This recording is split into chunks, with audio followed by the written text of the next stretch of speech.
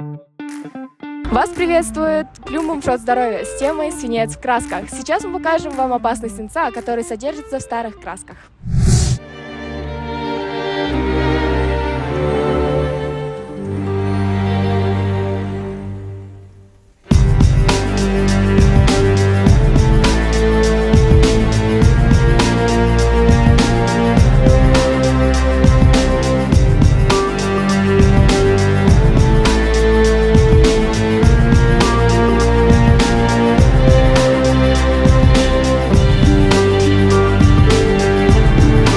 Чтобы избежать ситуации, которая произошла с нашим неопытным героем, при работе со старыми красками важно соблюдать меры защиты и минимизировать воздействие свинцовой пыли на организм человека.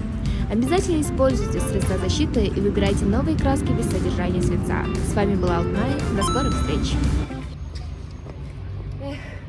Не прижилась здесь я.